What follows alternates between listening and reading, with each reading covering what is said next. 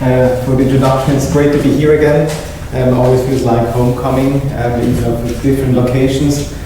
So yeah, as you mentioned, so actually last year when I gave a bit of a broad overview about what we're doing in the lab, people made fun of me and also of Dimitris that we are the fastest speaking presenters, even though we are not native speakers. So I try to slow down a little bit. So if you want to enter the field, for the youngsters, I sometimes get the question, so what is important to really have success in that field? So a few points to consider. Of course, you need to have the right research skills.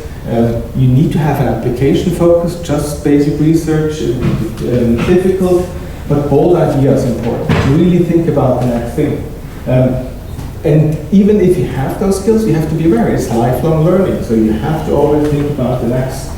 You need inspiration and also inspire others. You can do that at regular meetings, but we know socializing is also something that is extremely important. That's why we come here.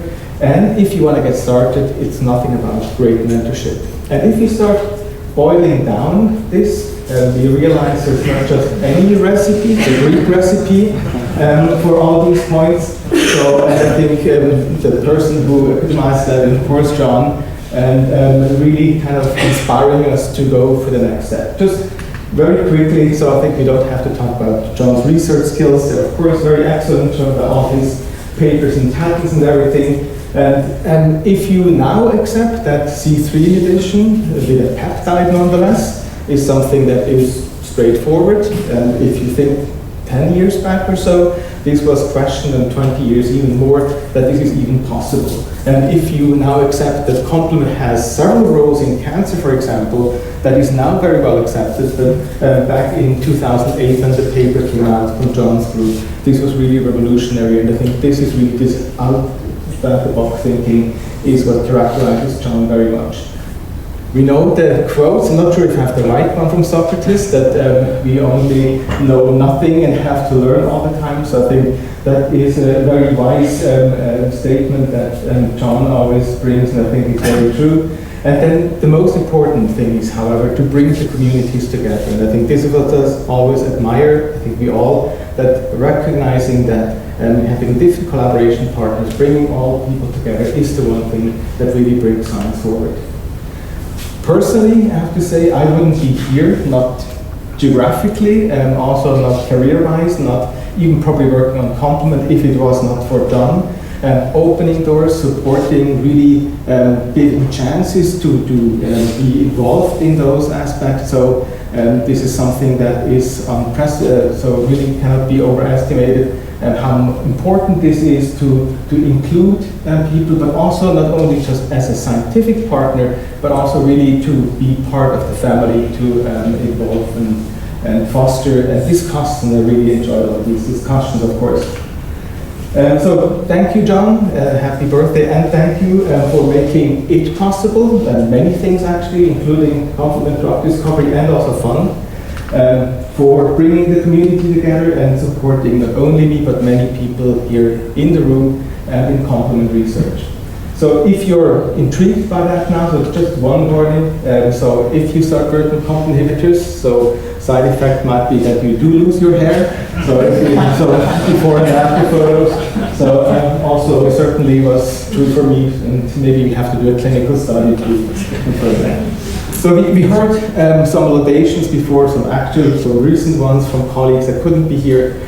What I want to do is to kind of open the movie door for this really interesting success story and show you a little clip from something that has been recorded in 2009 by the CEO of Potentia, who was licensing compstatin, POT4 as it was. And let's see, when we start the interview, when he was asked if he could tell a bit more about POT4, the technology that he is developing. And compstatin is a class of peptides that was discovered at the University of Pennsylvania.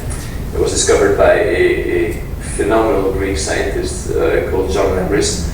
And you've rarely seen a field in science that is so, where there's a godfather. He was the godfather, so.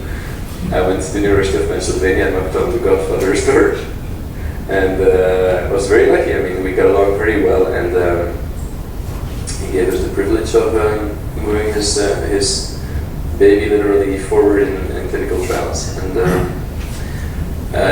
really great. I mean, so you see, so that's what Cedric Francois was saying that time.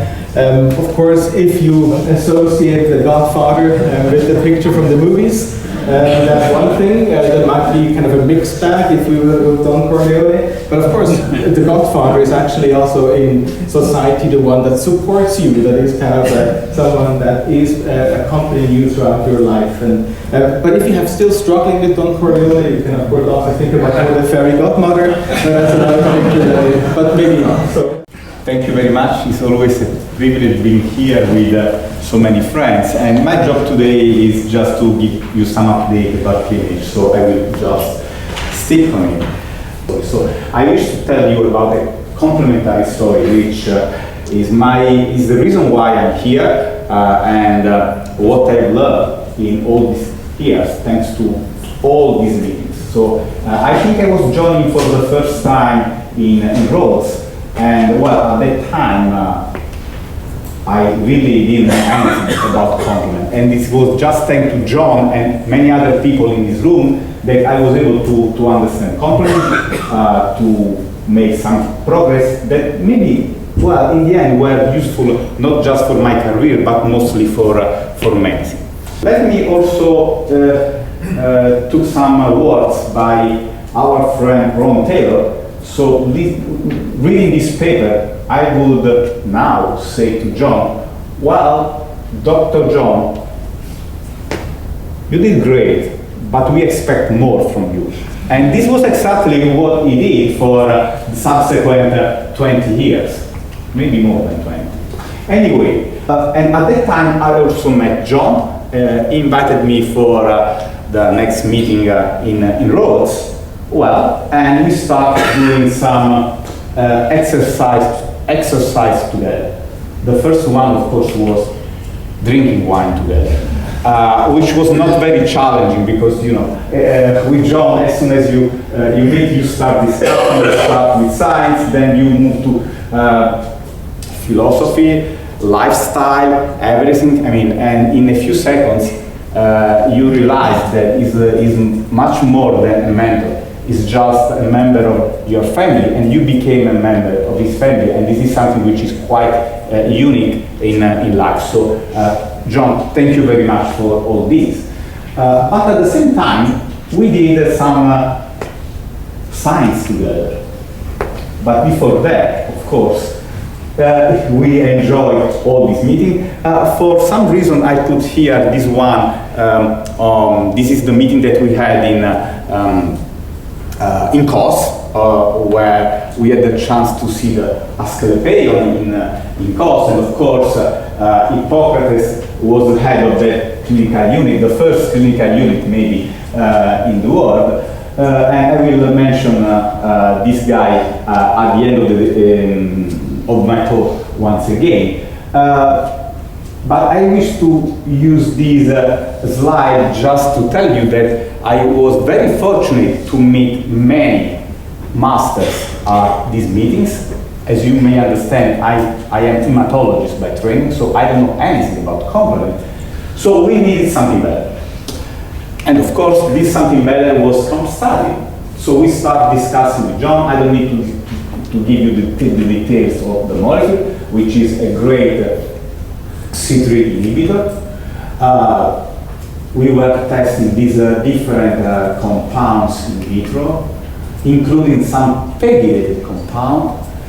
They were all working. You see here that I could never imagine results like that.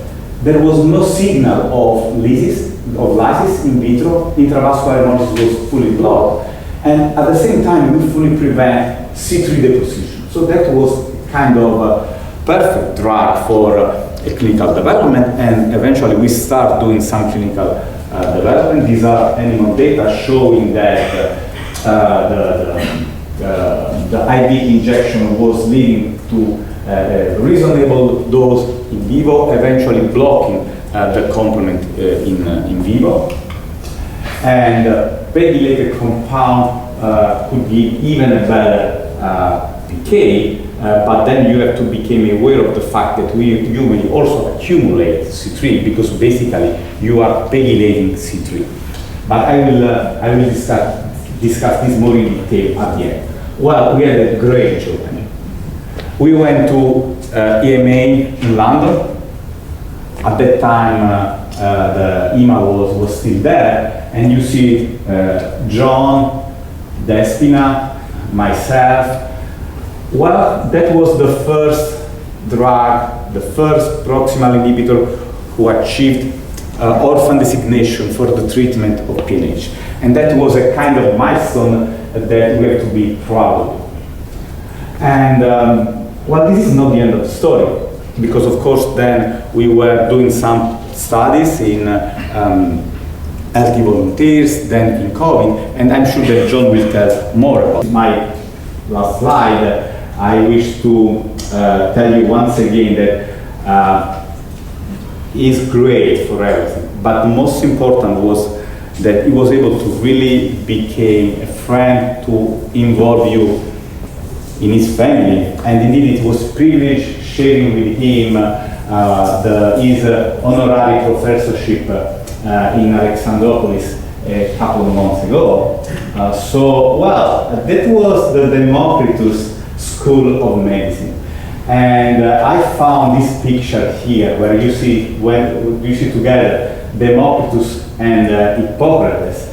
And honestly, sometimes I have this kind of dream that, you know, the time that we spent here together, you feel like being chatting in the ancient times, so you feel like either Democritus or Hippocrates. Of course, I wish to think that sometimes John and myself are philosophizing about life, about science, about patients, and I think this is not a bad life, and this is a gift that we all got from John. And you can see that while those guys were chatting, the dinner is already around. So as you know, this is the way how he was hosting us for many years was absolutely spectacular. So I wish to thank this community, and I wish to thank John for leading this community for such a long time. Thank you for your attention. Thank you, and I promise I have just one slide on John. I might want to throw it out. So I really do want to, it's a real honour to come and present some of our work at these meetings over the years. I was a PhD student at the time in Australia, studying complement, which was quite rare in Australia, still is quite rare, looking at complement in Australia. And so my PI at the time said, start looking for international meetings you can maybe attend.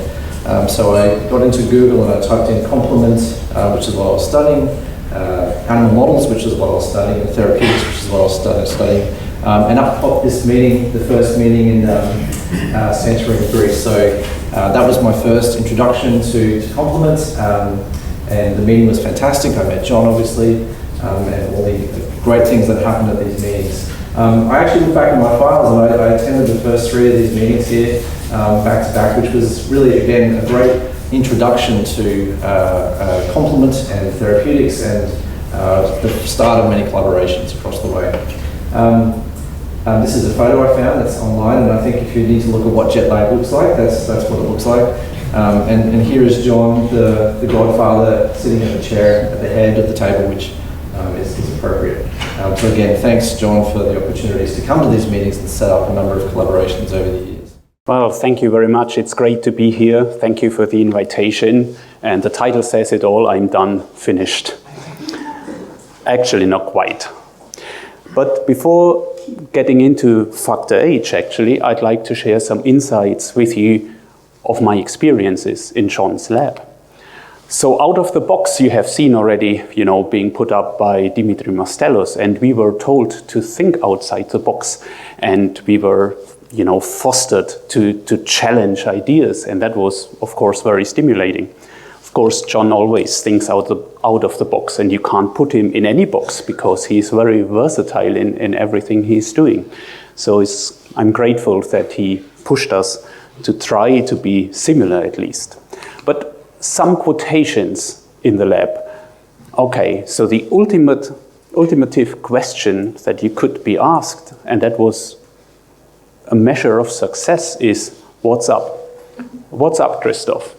Why is this the ultimate measure of success? You have to start with some other quotations. What would you like to do?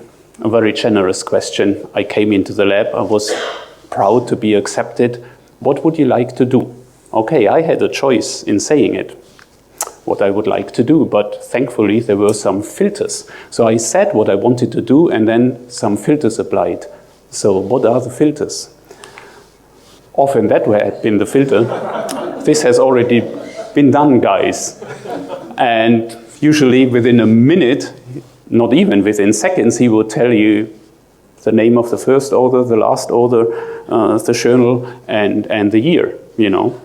Sometimes I got excited because he couldn't think of it straight ahead. So it took him 5 minutes, and then he said, oh, you can go back to the lab.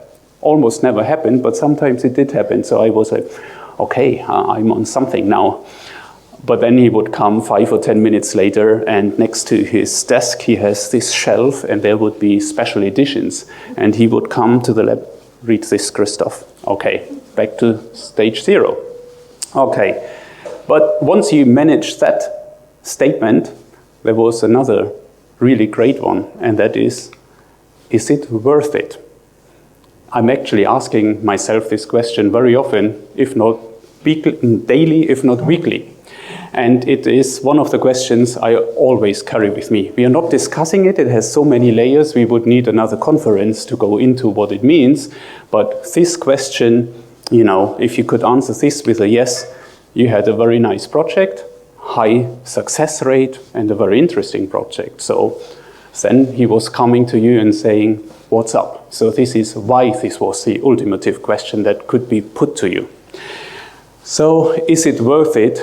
And 2 other questions or statements of John are always with me every week or every day.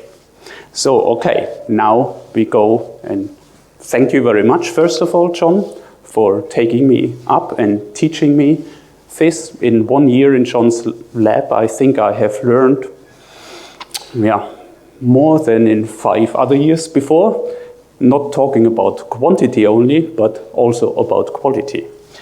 Okay, thank you, John. But also John and his family is actually donating an award for young researchers. So also thank you for giving these researchers a recognition. And then, I don't know about you, but from personal experience, it's hard to convince some colleagues of yours, critical reviewers or an editor, but sometimes it's hardest to convince the people that are closest to you, maybe your partner, maybe your children, because they don't have that big filter of politeness. But also John excelled here because, as you know, this guy is helping us out all the time in organizing the conferences. So John managed to get Dimitri on his side, that's great, and also Rodanti. In the lab, actually, I couldn't imagine coming to John's lab and Rodanti hadn't been there. So John's wife's taking care of the people that come new to the place, driving them around, helping them to get furniture, whatever, being very helpful to fight the US administration when it is very tedious. So thank you, Rodanti, thank you, Dimitri, and thank you, John. It's great that you are a family business also and support the people in the lab. I was several times asked over here, especially by the more juniors, what's up at Ulm? And I just brought this for you. There are 3 things in Ulm you have to know about. First of all, we have the world's largest church tower with a spectacular view to the Alps. Second, Albert Einstein was born at Ulm.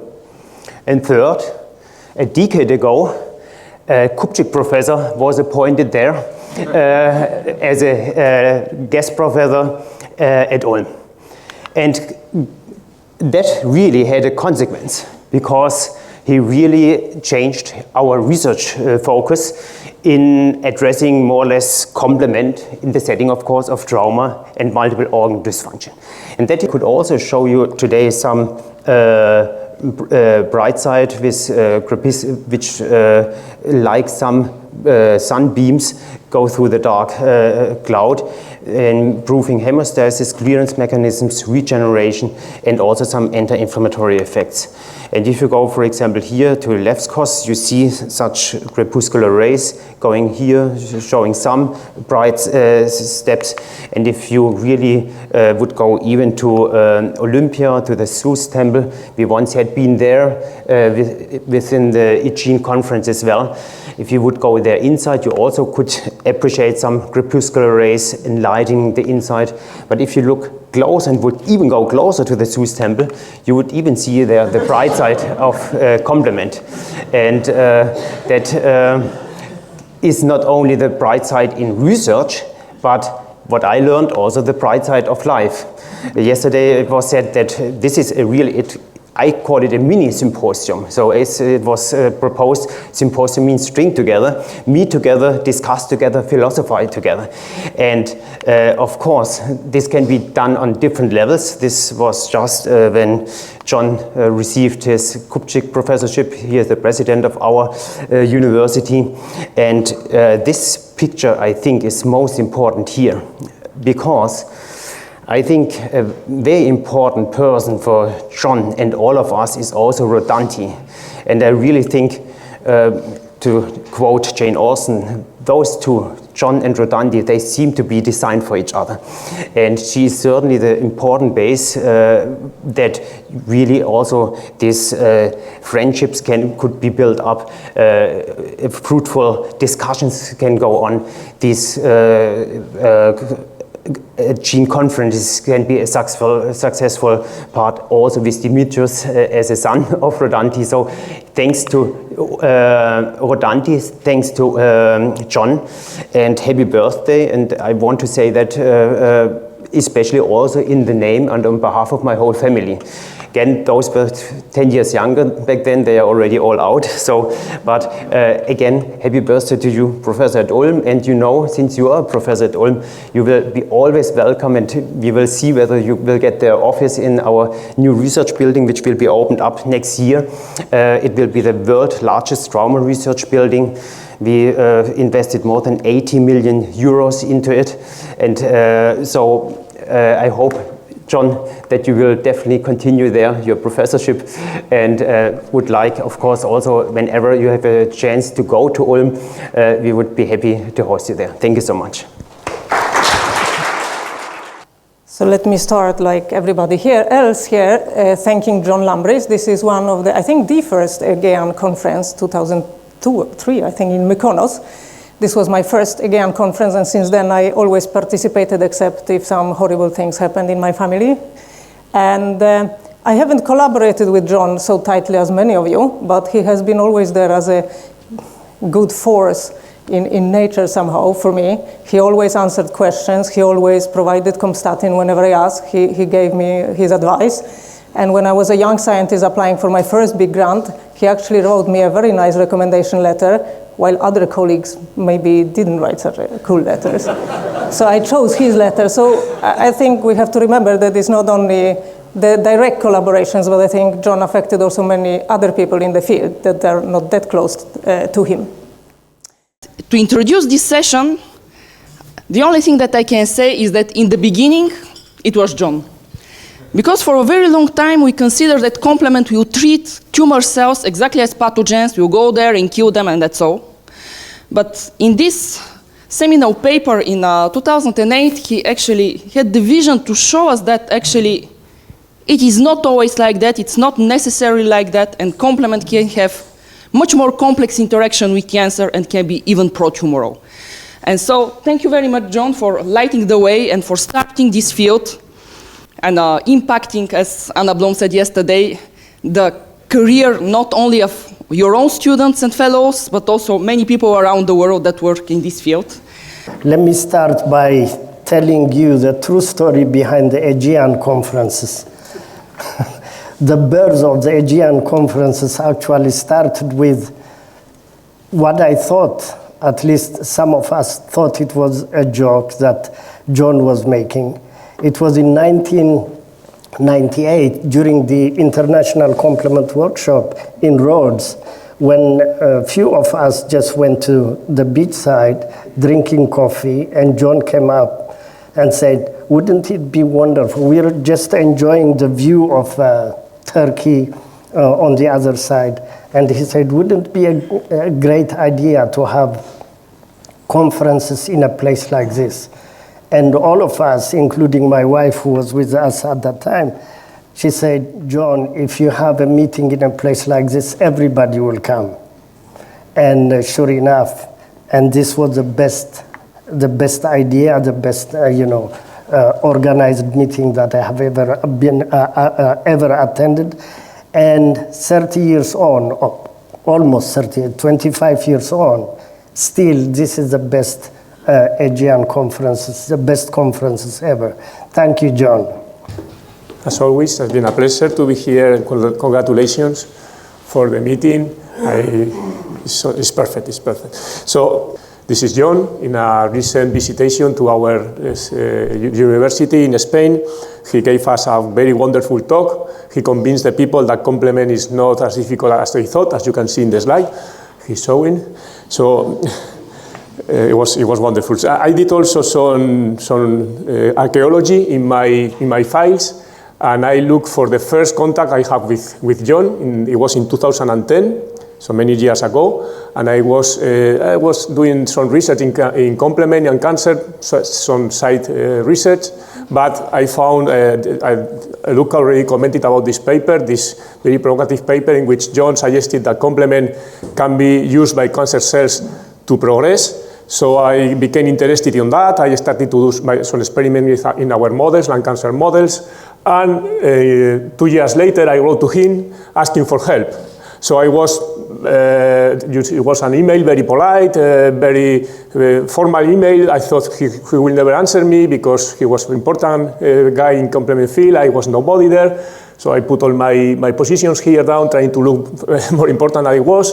And I was convinced he was not going to answer. And the very same day, few hours later, and if you consider the time difference between Spain and the States, probably was minutes later, he answered to me. And he said, of course, dear Ruben, thank you very much. I will be happy to collaborate with you. And this is the list of my reagents.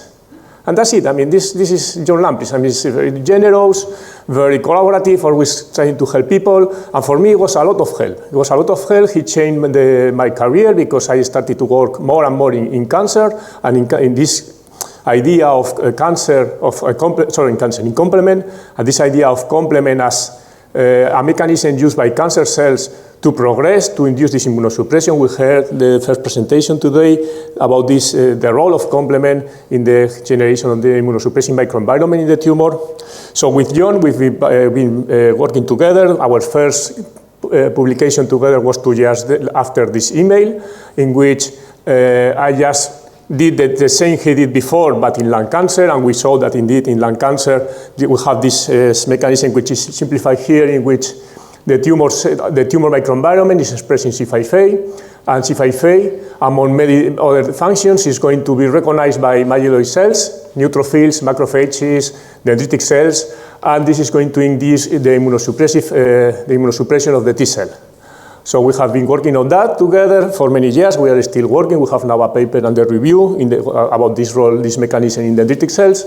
And we came together with the idea that if this is true, then this is a limitation for the use of what is nowadays a standard of care in many cancer types, which is the use of anti-PD-1, PD-L1 therapies. So we proposed that before you treat the tumors with anti-PD-1, PD-L1, if you block C5a receptor 1, then you are preparing the tumor for a better efficacy of the treatment. And we demonstrated that in animal models, in preclinical models, with a very synergistic effect of the combination. And hopefully,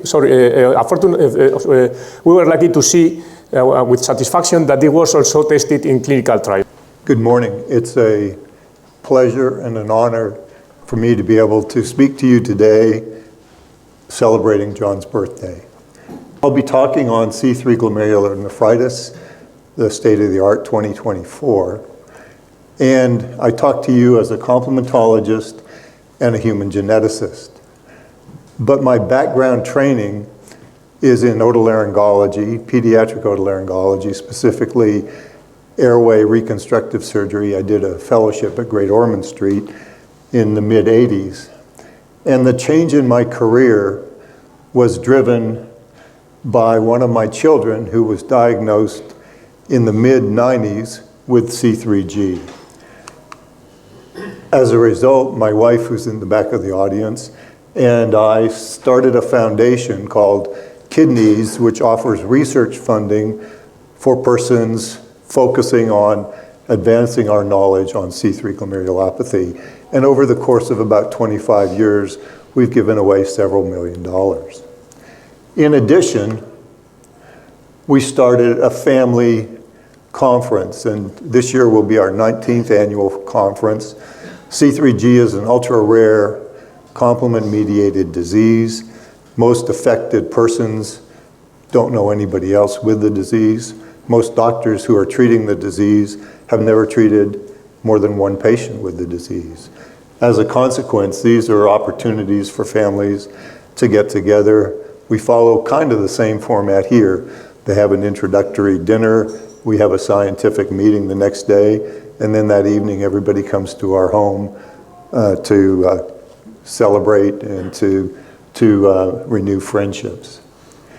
The third thing that we did is we started scientific conferences.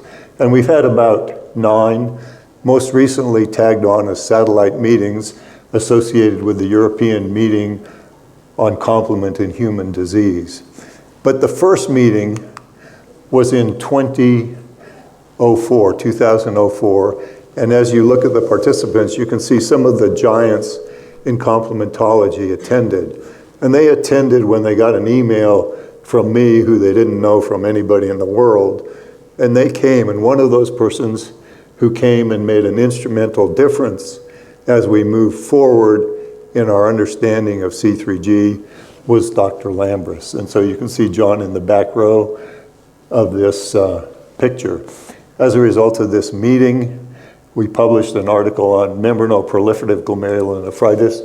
And note that while I'm talking on C3G, this meeting was focused on MPGN type 2. I remember several things about John at this first meeting.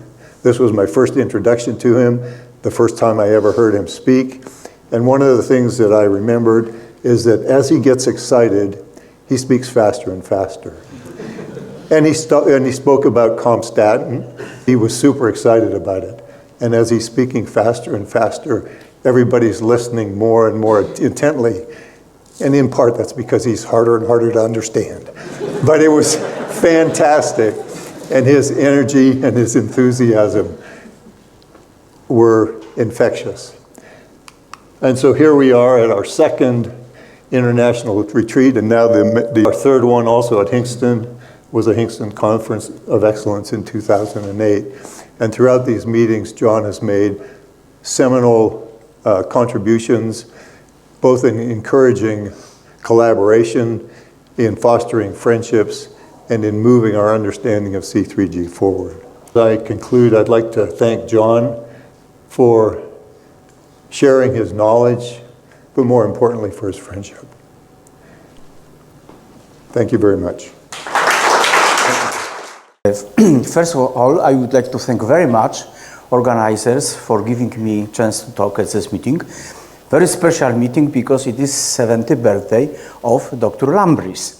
And I will also say a few words how my journey in complement started. No, it was like quarter century ago when I got my first laboratory, when I was still at the University of Pennsylvania. I was neighbor of Dr. Lambris, and he invited me for a lunch.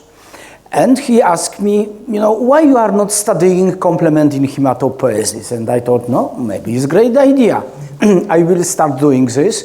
And thanks, John, I would like to thank him for inviting me to this exciting journey into the complement world, and probably many people in this audience have the same feeling that John really activated this field of research. Also, myself, I would like to start by wishing John happy birthday for his 70th. And I'd like to also not only say happy birthday to John, but also say thank you, John. Why that? Multiple reasons. One, simply because he's been a great collaborator over many years. We've worked on different articles together on immunometabolism, angiogenesis, thromboinflammation, etc. I would like to show one example here. You know this disease, probably this is a very famous disease in the complement meeting, the adult or age-related macular degeneration. And there are two forms of this disease, the dry AMD and the wet AMD. The dry AMD being essentially driven by drusen deposits and leading to geographic atrophy, and then the wet AMD leading to neovascularization. And these two types of pathologies have also different ways to approach them. And you also probably know that there has been a C3 inhibitor, which now obtained FDA approval to treat geographic atrophy. And I think we all know what the big contribution of John was to developing this inhibitor.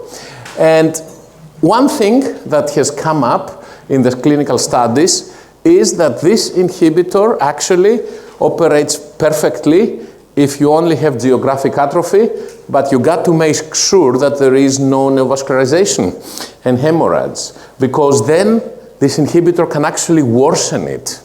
So everything is context dependent.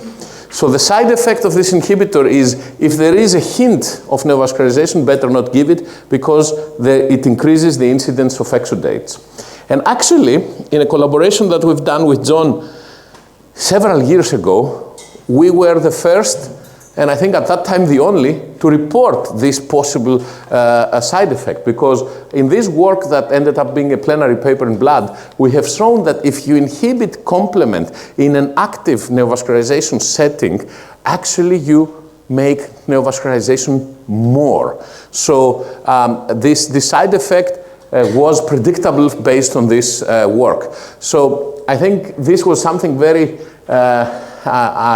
unexpected at that time. I remember the very nice and interesting discussions with John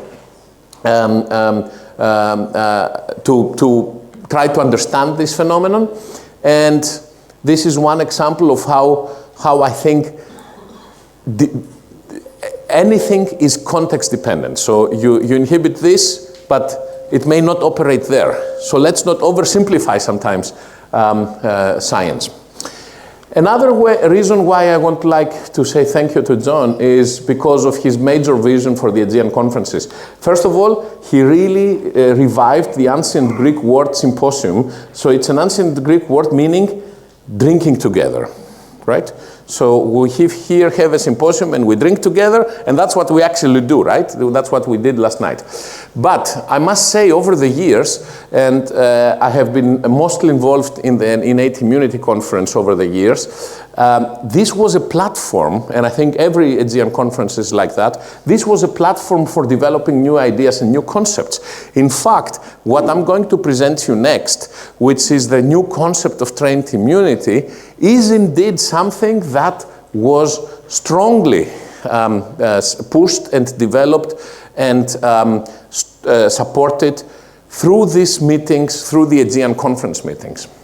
I'm going to say again, thank you, John, because I think if it wasn't for the Aegean conferences, a lot of these things would not have happened. Thanks for listening. Thank you very much, and I hope that you enjoy this conference, because it is a place which John has started as a kind of a venue to grow in scientific knowledge, to gain in inspiration and in wisdom. And in order to kind of acknowledge and make a tribute to his great work, I would like to show you this slide. Because actually, this is a quote from Socrates that he usually uses. And I know one thing, that I know nothing. It means that we have to be humble in front of complement, because even if it was discovered 100 years ago, there are still areas in which we don't know much. And also, something that we can read here, and we learned yesterday about the first letter of St. Paul to the Corinthians, and I will rephrase this for the first letter of John Lambris to the complementologists. First, I know one thing, that I know nothing. And the second one is that our research should be integrative and collaborative. And this makes a perfect transition to what I'm going to show, because we are trying to make this integrative approach, which we call in situ complementomics, to explore some shady gray areas of the dark side of complement. And also it's a work with a lot of collaborations that we are really grateful for. This fantastic conference organized to honor John's birthday, and I think we had a very nice, really great blend of science, of discussions, and also great dinners, and we enjoyed a lot. And before we close, so I'll just hand the microphone to Trent Woodruff. Thank you, Lubka. Yeah, just a few words before we close. Take the opportunity to actually thank the organisers. So Lubka, Dimitrios, not to forget Dimitri, and of course John, for organising this fantastic meeting. I think I can speak on behalf of all the attendees of how fantastic this particular meeting has been. So if everyone wants just to join me in thanking the organisers.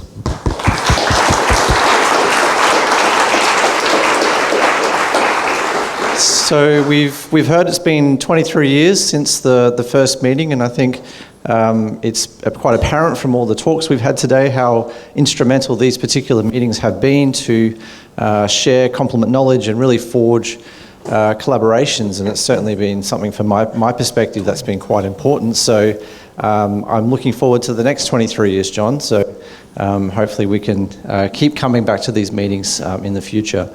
And just before I end, I think it's kind of hard to compete with this amazing locations of these Aegean meetings, but if anything is going to try, I think Australia will give it its shot, its best shot next year. So please put this on your calendar. I think there's flyers around, and I hope to see all of you next year in Australia as well. So with that, I'll hand back to Lubka to close the meeting. Okay, so I would like to thank Dimitris Lambris for this fantastic organization. So everything was impeccable. And so to your team for this fantastic work. So of course, Dimitrios Mastelos, John Lambris, everything would not have been possible without you. And now, just before we say this is it for the science, we will enjoy the fantastic dinner and the surprises that you are going to see there. I want to leave you with some thoughts, because you decided to retire me. So I'm going to take this opportunity to invite you in the next dance. So many people over the years, oh, this is my wife here, excuse me, and she's much better dancer than me. But many people ask me over the years, what makes me to dance like that? And of course, these are not my words, they're from the Zorba, the Greek, Nikos Kazantzakis. And his response was, what I should do, boss? My joy was choking me. And that's how I feel many times. Ideas are coming to my mind, and the only way to express myself, and that's what I did all these years, is to start dancing. And the good thing, of course, was that we danced together all these years, actually using this new database, semantic. I saw that I have co-authored papers with 2,000 people. So you are responsible for what has happened, not me, just I'm going around presenting it. I very much like this dance. I like this dance. Well, as you can see here, I learned how to dance on glasses. And I know that pretty well now. But I'd like to invite all of you in the next dance. And this is the dance that all of us have done dance together. As Antonio mentioned, we have 3 complement inhibitors that cost $500,000 per patient every year in case of PNH. And we have to do better. We spend millions of dollars to generate these drugs using public money. So join forces that will come up with something that can be more affordable in countries that don't have the $1 billion to spend for one patient. And for the young people in this audience, try to question everything. Doesn't matter if you answer anything. Hopefully you can learn something through this process. And I would like to thank you, all of you, for being here and try to dance the last night of our meeting. If you want to be invited back, thank you.